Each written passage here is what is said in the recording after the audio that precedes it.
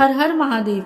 आप सभी को सावन माह की बहुत बहुत शुभकामनाएं। भगवान भोलेनाथ और माँ पार्वती आप सभी की मनोकामनाएं पूर्ण करें। आज की इस वीडियो में हम श्रावण मास माता में 15वें अध्याय का श्रवण करेंगे, जिसमें भगवान शिव द्वारा सनत कुमार को सुपोदन षष्ठी व्रत तथा अर्क विवाह विधि का वर्णन किया गया है। तो आइए श्रवण करते हैं सावन मास मातम में 15वां अध्याय।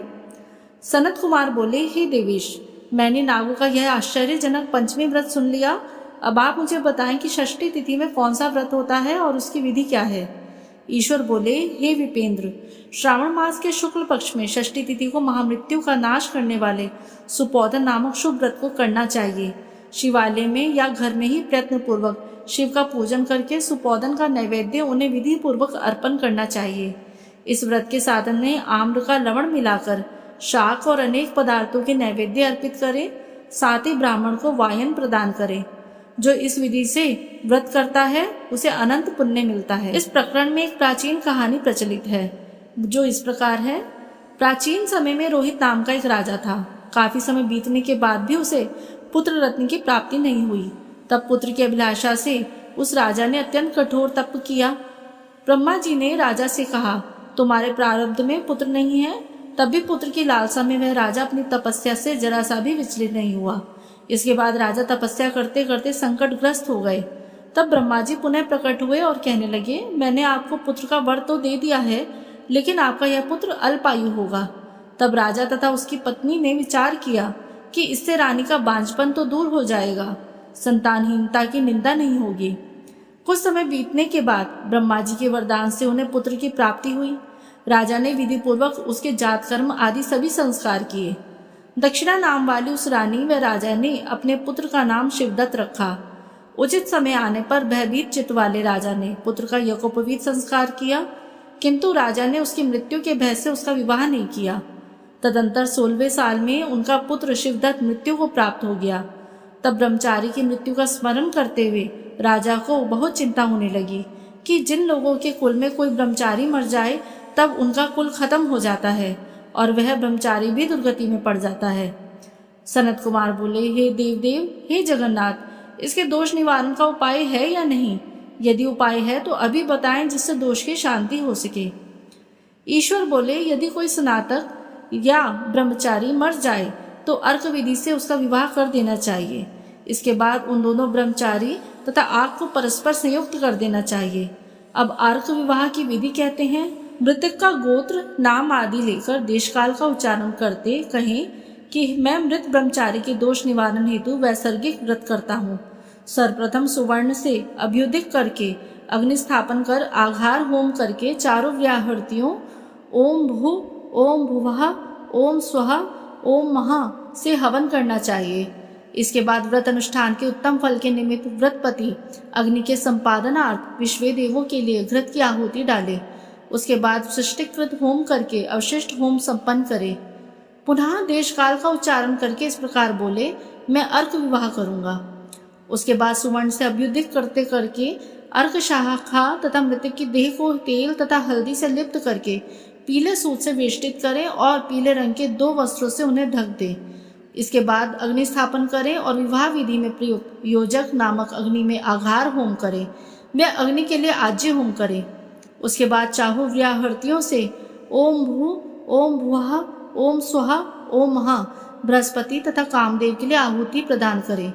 पुनः घृत से सृष्टिकृत होम करके संपूर्ण हवन कर्म समाप्त करें। उसके बाद आग की डाली तथा मृतक के शव को विधि पूर्वक जला दें। मृतक के निमित्त 6 वर्ष तक इस व्रत का अनुष्ठान करना चाहिए। इस अवसर पर 30 ब्रह्मचारियों को नवीन कौपीन वस्त्र प्रदान करना चाहिए और हस्त प्रमाण अथवा कान की लंबाई वाले दंड तथा कृष्ण मृग चर्म भी प्रदान करने चाहिए। उन्हें चरण पादुका, छत्र, माला, गोपी चंदन, प्रवालमणि की माला तथा अनेक आभूषण समर्पित करने चाहिए। इस विधान से व्रत करने पर कोई भी विघ्न नहीं होता है।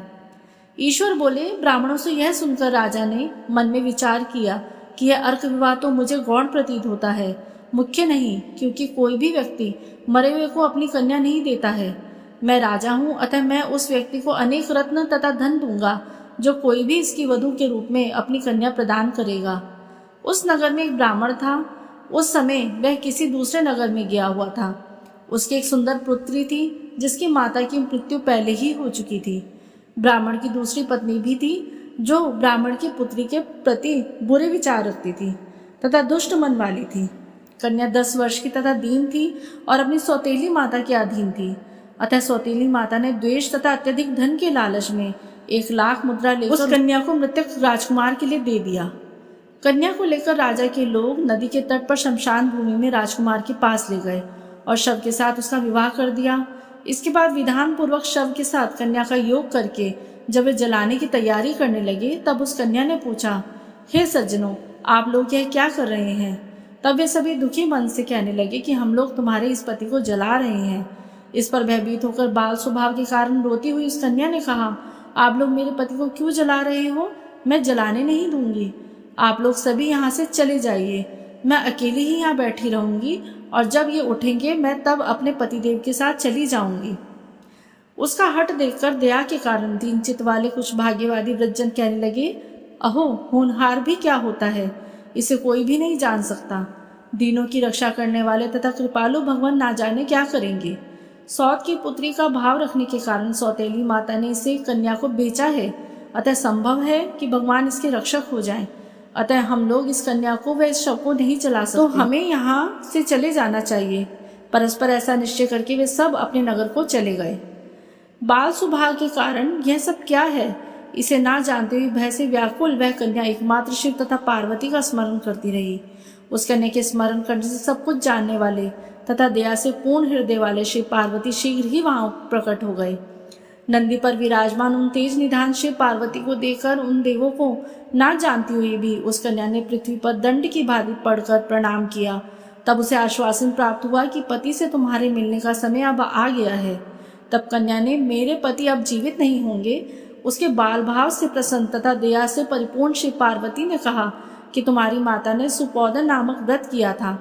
उस व्रत का फल संकल्प करके तुम अपने पति को प्रदान करो। तुम कहो कि मेरी माता के द्वारा जो सुपोदन नामक व्रत किया गया है उसके प्रभाव से मेरे पति जीवित हो जाएं। तब कन्या ने वैसा ही किया और परिणाम स्वरूप शिवदत्त जीवित उठ खड़ा हो गया। उस कन्या को व्रत का उपदेश देकर शिव तथा पार्वती अंतर्ध्यान हो गए। तब शिवदत्त ने उस कन्या से पूछा कि तुम कौन हो और मैं यहाँ कैसे आ गया हूँ। तब उस कन्या ने उस सारा वृत्तांत सुनाया और रात हो गई। प्रातः होने पर नदी के तट पर लोगों ने राजा को वापस आकर कहा कि हे राजन, आपका पुत्र व पुत्र वधू नदी के तट पर हैं। विश्वस्त लोगों से यह बात सुनकर राजा बहुत खुश हुए। वे हर्ष भरी बजवाते हुए नदी के तट पर आए। सभी लोग प्रसन्न होकर राजा की प्रशंसा करने लगे। वह बोले, हे राजन, मृत्यु के घर गया हुआ आपका पुत्र पुनः लौट आया है। इस पर राजा पुत्र वधू की प्रशंसा करने लगे और बोले कि लोग मेरी प्रशंसा क्यों कर रहे हैं? प्रशंसा के योग्य तो यह मेरी वधू है। मैं तो भाग्यहीन तथा अधम हूँ। धन्य है और सौभाग्यशालिनी है तो यह पुत्र वधू है, क्योंकि इसी के पुण्य प्रभाव से मेरा पुत्र जीवित हुआ है। इस प्रकार अपनी पुत्र वधू की प्रशंसा करके राजा ने दान तथा सम्मान के साथ श्रेष्ठ ब्राह्मणों का पूजन किया और ग्राम से बाहर ले जाए गए मृत व्यक्ति के पुनः ग्राम में प्रवेश कराने से संबंधित शांति की विधि को ब्राह्मणों के निर्देश पर विधि पूर्वक संपन्न किया। हे वत्स, इस प्रकार मैंने आपसे यह सुपोदन नामक व्रत कहा है, इसे 5 वर्ष तक करने के अनंतर उद्यापन करना चाहिए। पार्वती तथा शिव की प्रतिमा का प्रतिदिन पूजन करने और प्रातःकाल आम के पल्लवों के साथ चरु का होम करना चाहिए। साथ ही नैवेद्य तथा वायन अर्पित करना चाहिए। मनुष्य यदि व्रत की बताई गई इस विधि के अनुसार आचरण करे तो वह दीर्घजीवी पुत्र प्राप्त करके मृत्यु के बाद शिवलोक को जाता है। हर हर महादेव। इस प्रकार श्री स्कंद पुराण के अंतर्गत ईश्वर सनत कुमार संवाद में श्रावण मास महात्म्य में सुपोदन षष्ठी व्रत कथन नामक 15वां अध्याय पूर्ण हुआ। ओम नमः शिवाय।